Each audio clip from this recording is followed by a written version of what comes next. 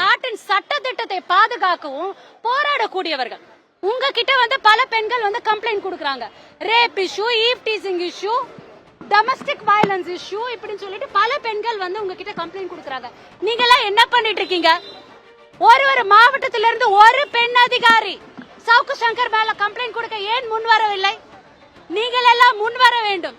நான் பத்திரிகை செய்தியை படிச்ச வரைக்கும் நேத்து ஒரு போலீஸ் ஆபீசர் பார்த்தோம். நான் ஏன்னா திருச்சி புதுக்கோட்டை போயிருந்ததுனால மாவட்ட ஆட்சியரை சந்திச்சு இந்த பிரஜ்வல் ரேவனாக்கு எதிராக மனு கொடுக்க போனதுனால முசிறியில யாஸ்மின் ஒரு பெண் அதிகாரி, காவல் அதிகாரி கம்ப்ளைண்ட் கொடுத்திருக்காங்க.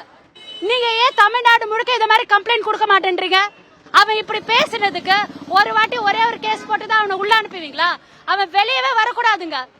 வெளியவே வரக்கூடாத அளவுக்கு தமிழக காவல்துறை துரிதமாக செயல்பட்டு அத்தனை பெண் காவலாளிகளும் அவன் மேல் மாவட்ட வாரியாக நீங்கள் அனைவரும் அவன் மேல் புகார் செலுத்த வேண்டும். அவன் ஒரு பொம்பளையை பார்த்து சொல்லல, ஒட்டுமொத்த காவலாளிகள் சொல்றான். காவல்துறை சார்ந்த பெண்கள் சொல்ல XYZ அப்படின்ட்டு அவன் பேர் சொல்லல. He is trashing your department. அதுல இருக்கக்கூடிய ஒவ்வொரு பெண்ணை பத்தி சொல்றான். காங்கிரஸ் கட்சி அப்படின்னா காங்கிரஸ் கட்சி சார்ந்த ஒரு பெண்ணை சொன்னா எங்களுக்கு அந்த காங்கிரஸ் கட்சியில ஒரு கோவம் வரும். பிகாஸ் நாங்கள் ஒரு கம்யூனிட்டி.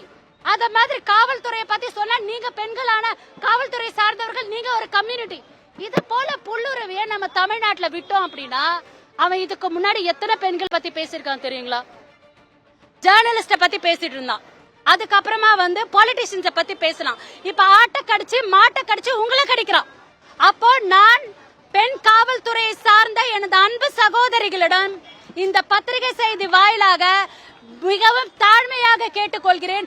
மாவட்ட வாரியாக இருக்கக்கூடிய பெண் காவல்துறையை சார்ந்த சகோதரிகள் ஒருத்தராவது முன் மாவட்ட வாரியாக நீங்கள் அவன் மேல் புகார் செலுத்த வேண்டும் என்பது தமிழக மகளிர் காங்கிரஸ் சார்பாக நாங்கள் உங்களிடையே வைக்கும் கோரிக்கை.